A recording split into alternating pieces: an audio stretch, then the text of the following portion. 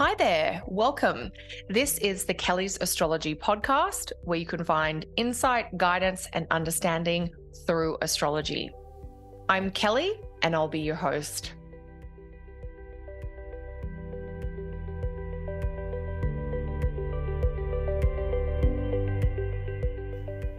Hi there, thanks so much for joining me for this week's show. I'm going to be taking a look at the astrology for the week starting September 23rd. So really looking at the last week of September. And a huge astrological event in this last week of September is a feisty and dramatic full moon in Aries. The ruler of this full moon is Mars, and Mars will be in Libra, right near the South Node at the time of the full moon. So this week might bring a revelation or a profound realization. It might also highlight the need for clearing and releasing. I also have an exciting announcement to share this week. I'm launching a special bundle offer for my entire astrology training program. This is to celebrate the next intake for the new live cohort, and that begins with classes starting on November 6th. So in the lead up to this new group of students beginning their studies, I'm going to be offering a special bundle discount price for all 11 courses that make up my astrology training program. If you're ready to commit to a structured and supported astrology training program, then I hope you'll join us. During the program, you'll learn how to read a birth chart. You'll also learn the essentials of timing and predictive astrology, and you're going to discover helpful techniques to guide you in exploring really popular topics like career and relationships in the birth chart. So you can find out more details or sign up for the special bundle offer, which is only available this October via my website, kellysastrology.com. Okay, with that message shared, let's take a look at this full moon in Aries. So the full moon is going to be at 6 Aries, and it's happening on September 29th, Friday, September 29th, for most of us in most locations. Anytime there's a full moon in a fire sign, there's going to be a lot of activity, a lot of action, and probably a little bit of drama. When we talk about fire energy, we're thinking about heat, being motivated or enthusiastic or being really frustrated and annoyed. When we're talking about fire energy, we're talking about things that really activate us. So they can be that sort of inspiring, passionate kind of, I'm so interested in this thing, but they can also be that sort of passion of anger of like, I'm so annoyed or so frustrated. And because this is a full moon, particularly in Aries, we might expect a bit of a headstrong quality as well. So with a lot of fire energy, there's a lot of heat, there's going to be a lot of pushing or a lot of impatience. I also wanted to mention that since that fire element is linked to the visual mode, so kind of images and pictures and seeing things, the full moon, and then when we think about the full moon as something that helps light things up, like literally to illuminate things, what I'm thinking there's going to be part of this full moon in Aries is that you might literally or figuratively see something. You might see an image or an event that helps you understand a truth, or you might come to a realization that makes it clearer, what's really been going on, perhaps with someone else or around a particular situation that you found yourself just kind of, mulling over or ruminating on. So this fire element, the full moon in a fire sign, it is going to really help with clarity, with visualizing, with illumination. And that's going to help you figure things out. And it might also help you see a truth, like you come to understand something that's really important. And because it's a full moon, we've got to talk about that idea of clarity. With the bright light of the moon, it is as big and bright as the sun at the full moon. And so that idea of there being light where there's normally darkness can help with literal sight, so seeing things or finding things that have been lost or forgotten, but also that symbolic light of coming to understand something, like, oh, I've seen the light, I get it now. That's definitely part of the full moon. Now, Aries is a sign that can be very impatient for action. And Aries is definitely a sign that wants to dive in and get things moving quickly. So that impulse to really do something ASAP, like right now, I think that is going to be really strong on Friday and probably Saturday as well.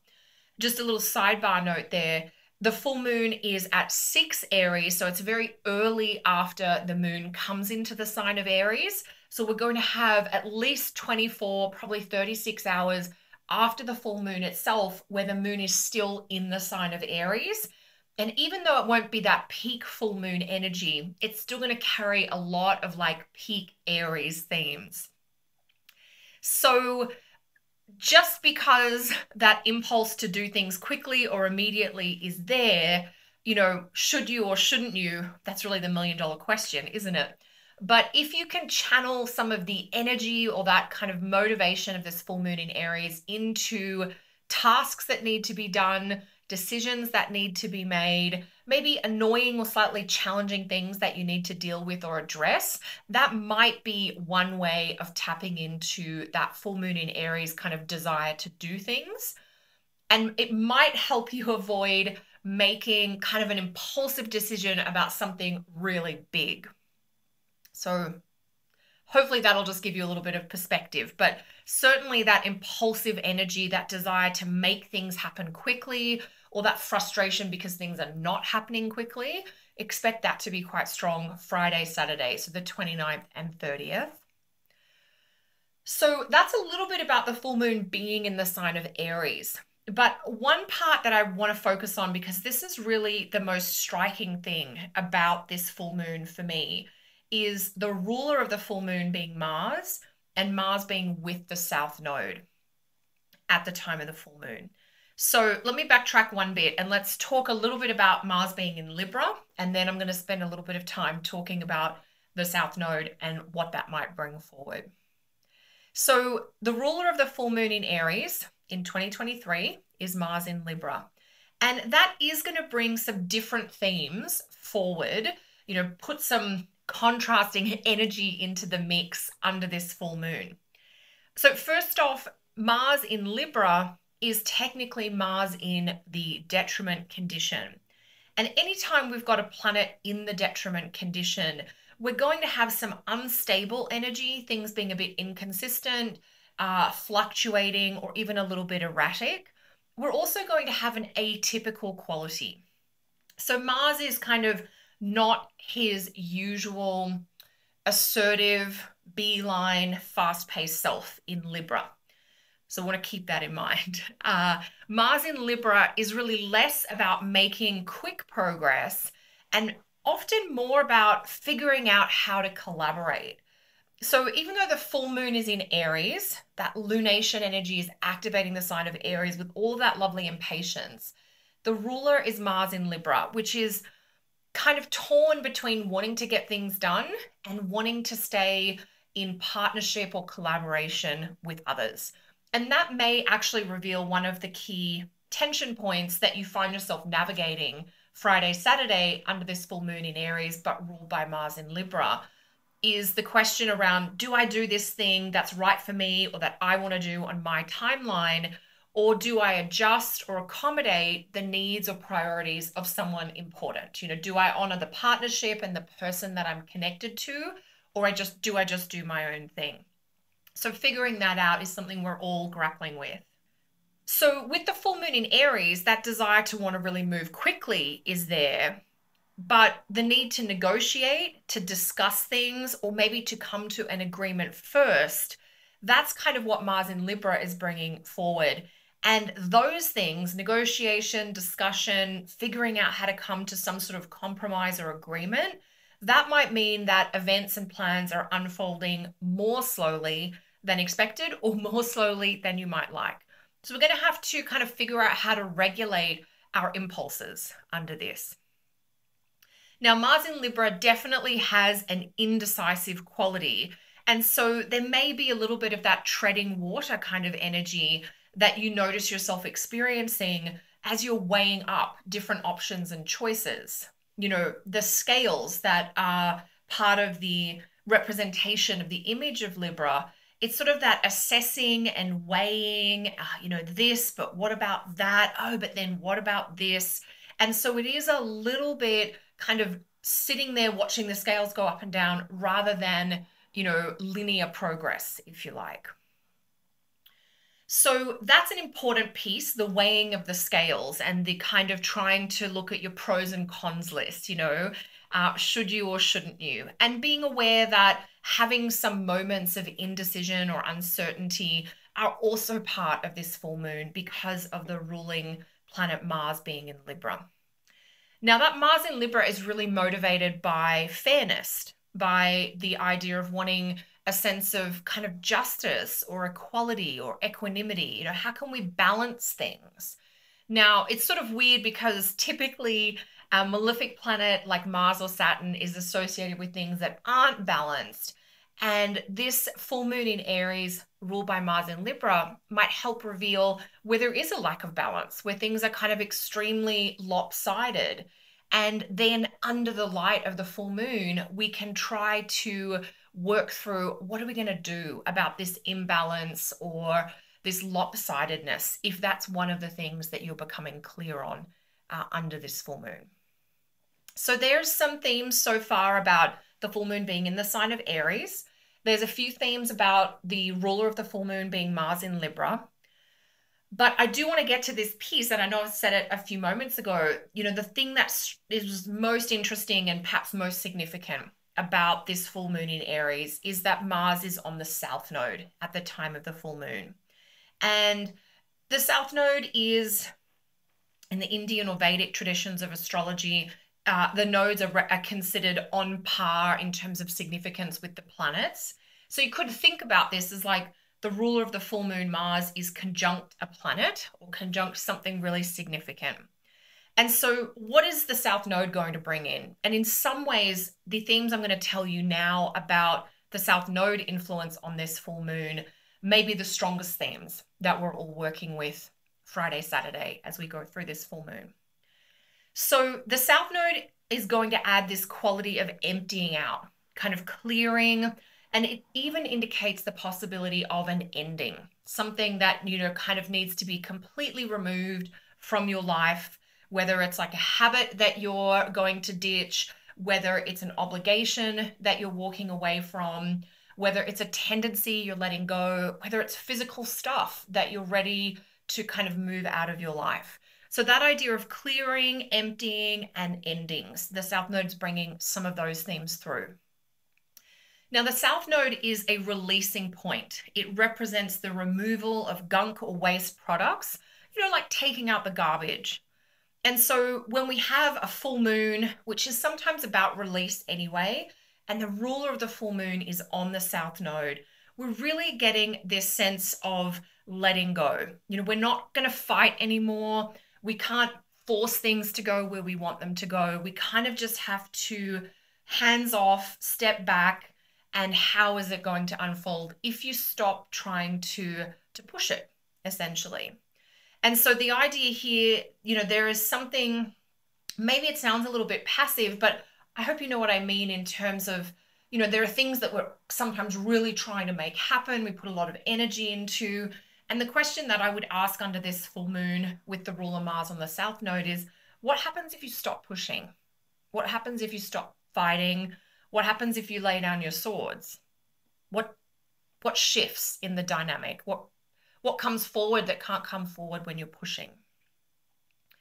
So with the full moon ruler Mars on the South Node, that idea, we're not going to fight anymore. We're letting go. We're dropping something. And we're really allowing the endings or the clearing to take its course, like what needs to be released. Now, that doesn't mean every part of your life needs to come to an end. This full moon is in Aries. It's ruled by Mars, which is in Libra. So it's very specifically, I imagine, to do with this South Node in Libra transit, which we're all experiencing from mid-2023 to early 2025.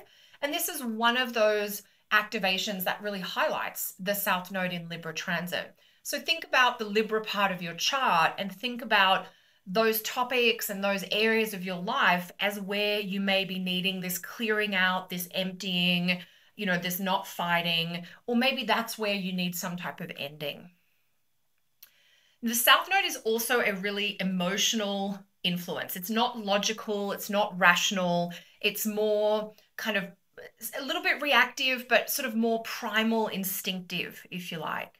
And so, with the feelings that already get heightened under the full moon, and then the ruler of the full moon being Mars with the South Node, and the South Node being a point that has this sort of more emotional awareness, I really do get this sense that there's like major, dramatic, and very big feelings coming forward this weekend. And so everybody is going to be having big feelings, bigger than normal. For some people, that's going to manifest in outbursts or anger or frustration. For some of us, we're going to react to those big feelings and we're going to make decisions just because we have to do something. And for some of us, we're going to be like really in that observing, aware space of like, oh, I notice I'm having an outsized reaction to this kind of minor thing. I wonder what else is going on here. So that's a bit of a clue as to how you can get some insight into your own stuff, is when you have a really big reaction to kind of an everyday regular thing, and it may be activating something that's really old, really tender, or really vulnerable for you. So big feelings, dramatic feelings, and then what do those big feelings lead to? That's part of this full moon coming up in Aries. And, because these feelings are coming out under a full moon in Aries, there's definitely going to be this sense of like, I need to do something about what I feel. And how you navigate that, how you manage or regulate your feelings, how you channel that desire to do something, that's going to be a huge part of just generally navigating this full moon in Aries. The South Node is also considered a really spiritual point. The word that was linked to the South Node when I was learning about it was this idea of a spiritualizing influence.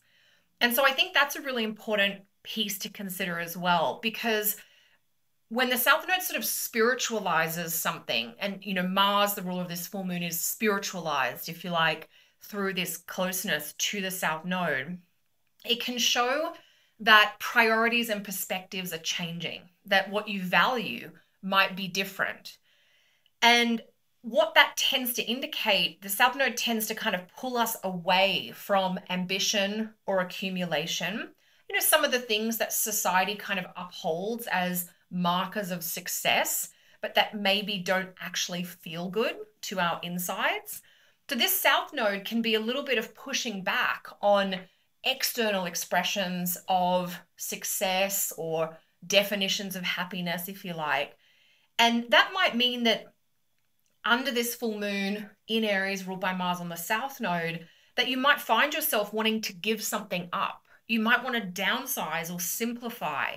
You might find you wanting to clear or, to empty out. You might not want as much stuff in your schedule. You might not want as much stuff in your space. All of those types of things.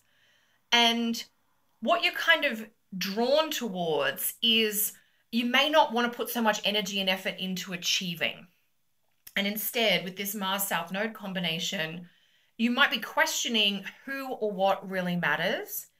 And you might be exploring how you can change your commitments or your schedule so that you don't have to put as much time into what's starting to feel like a pointless or a dissatisfying pursuit.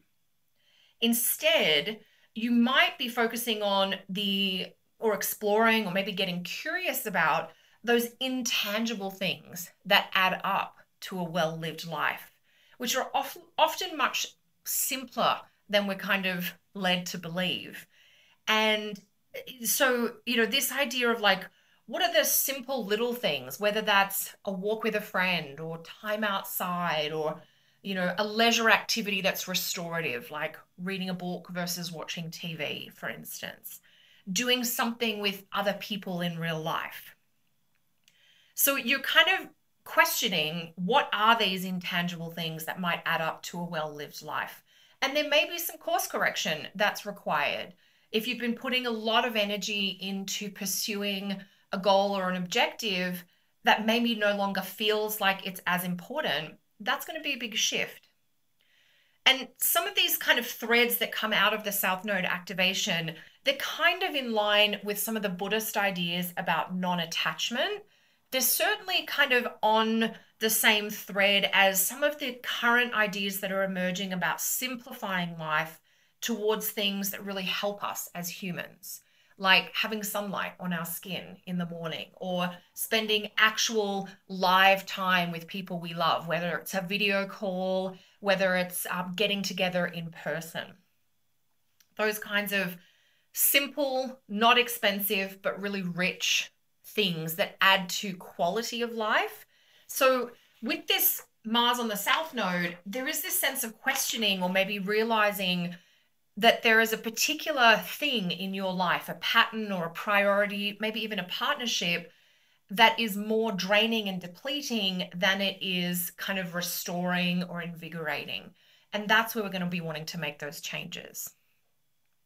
Now, I've talked a fair bit about the South Node in today's episodes, and that was really intentional because I wanted to introduce you to this thing that you may or may not have an understanding about. The reason I wanted to do that is it's important right now, this last week of September, with the full moon in Aries ruled by Mars on the South Node. But you're also going to be hearing a lot about the South Node in the next few weeks. And the reason for that is that the solar eclipse, it's a very total, very dramatic solar eclipse coming up in Libra, October 15, October 14, depending on where you are in the world. October 14 Eastern Time, Toronto, New York, October 15 in Australia. That is a South Node eclipse, and that is also going to keep that activation of a lot of these releasing, clearing, changing priorities themes. It's going to continue bringing those forward. So some of these South Node threads that I've been exploring, they're relevant for the last week of September. They're also going to be really active in mid-October. So to summarize them, some of the, we've talked about these South Node qualities. We've talked about clearing and releasing. There's also the need to move past baggage or pain from the past. When we're talking about getting rid of stuff that's toxic or like waste energy, it's stuff that's congested physically and emotionally and energetically inside you. So we're going to have some cathartic release. We're going to have some healing. We're going to have some letting go. When we're doing that, moving past this baggage and pain from the past, we're also going to be shifting priorities towards the kinds of interactions with others that really nourish you, rather than those interactions with others that deplete or drain you. And those themes, that's all going to continue throughout October, particularly around the middle of October. The South Node themes about the changing priorities and the emptying out, if we apply that to the topics of the sign of Libra, this is very much about kind of a deep repatterning about how we do relationships, how we prioritize certain people, how we need to maybe disconnect from certain other people. If you were starting to get a sense that interacting with this particular person could be a colleague or a friend or somebody you knew from your uni days years ago, but you just don't feel great when you interact with them. If you feel tired or exhausted or really flat, that could be a clue that more space is good. So we just want to think about how to work that through. And if, as I mentioned earlier, if you want to tap in a little bit more personally to some of these releasing themes of the South Node, do draw your attention to the Libra house in your personal chart. We've talked about Mars on the South Node in Libra. The eclipse coming up is in Libra, but it's all because the transiting South Node is going through Libra. And so if you tune into the Libra house and the Libra topics in your chart, that's where you can really get curious about old habits that you want to change, old patterns that you want to move away from. And the Libra house in your chart, that is where you are ready to let go of baggage, to do a huge clear out. I was talking with a client about this recently, and one thing that comes to my mind that sort of came out of our conversation was, the Libra part of our chart, of course, can be where we have like Libra problems, where the people pleasing gets in the way of kind of balance. And so any tendency to really put others first to your own detriment, that's where you're going to be trying to shift things. There's obviously so much I could say about this, but I'm hoping I've given you enough to work with it over this next week or 3.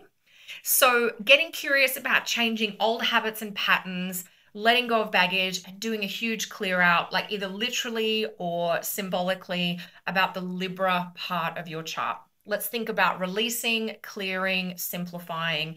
And then we're going to be working with this full moon in Aries, and we're going to be setting ourselves up to kind of really navigate this upcoming eclipse, October 14 and 15 as well. So that's it from me for another week. If you would like even more info about the astrology of the week ahead, you are so very welcome to join my Astrology Guide membership. That's where I'll be sharing about some of the other aspects happening this last week of September, including the very lucky aspects involving Mercury in Virgo and an unpredictable but exciting aspect involving Venus in Leo. And if I don't see you in the membership though, I will see you again here next week. Take care, everyone. Bye for now.